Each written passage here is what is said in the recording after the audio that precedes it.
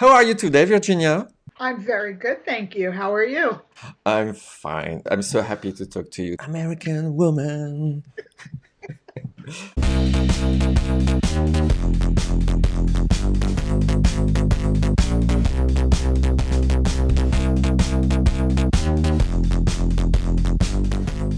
How does it feel to leave a big major company like Showtime and then to launch your own startup? Yes, I was at Showtime Networks for 10 years. I focused on subscription marketing, distribution partnerships, and digital product development. And I was very much involved in the where media and technology met and was doing a lot of forward-looking projects, one of which was launching their streaming service. And that's when I, really realized how the media was changing very quickly and there were new services launching every day, new streaming services.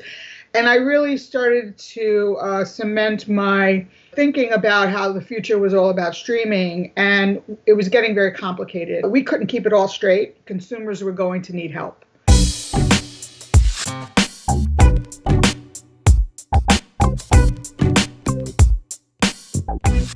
So in 2016, you launched your own company, Cobblecord. What's the pitch?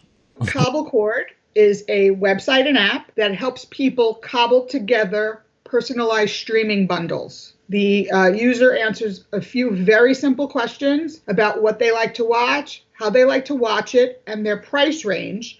And then we have patented databases and algorithms that takes that information, bumps it up against our databases and says, these are the streaming services that you should have, both free and paid. So we're trying to empower the consumer to take control of their entertainment as never before.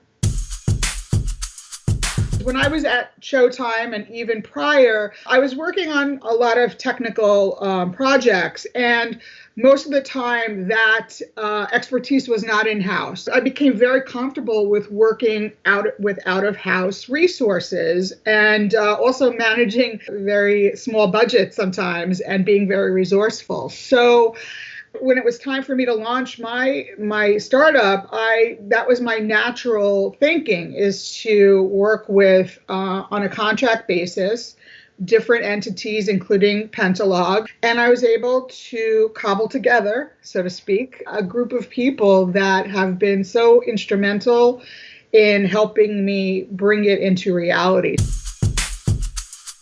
For me, it keeps the overhead in check. The flexibility, being able to ramp up and down as needed. I don't need as many resources when I'm not necessarily in the middle of a build or the next phase of a build. So the ability and the agility is a real benefit. It actually gives me access to great talent all over the world. I have coders in Eastern Europe. I have back-end people in New Jersey. I have designers in Connecticut. I'm able to sort of cull from the best of the world. I think it's the model for the future. It depends, but I pull from a stable of 10 or more people on an ongoing basis, and they all have access to more resources as well. So I see it as a very easily scalable and easily contractable model, at least on the tech side and digital product side. This is really, to me, the best way to work.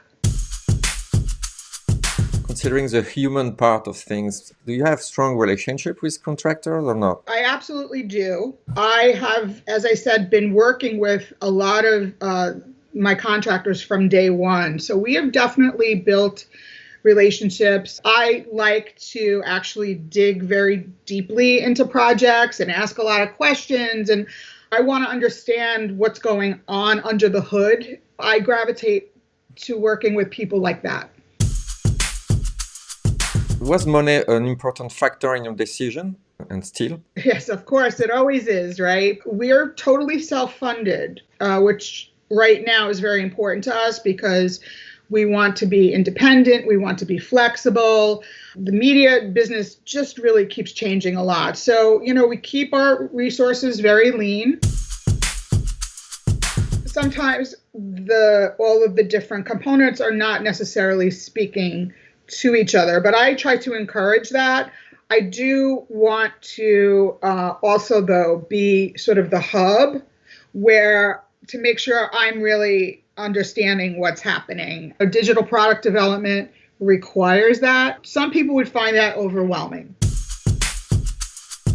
We have, well, this whole last few months and the pandemic and, not just media, but everything's being reexamined. But media in particular for my focus, streaming has really been sort of cemented in the hearts and minds of people. Now the default preference for people is streaming as opposed to live linear television. We are trying to digest all of this new information as we continue to refine our model, our business model. I am working on some features that will advance what we're doing, help people manage their streaming services on an ongoing basis, which right now there's really not a lot of resources out there for that. So I see that as a big opportunity.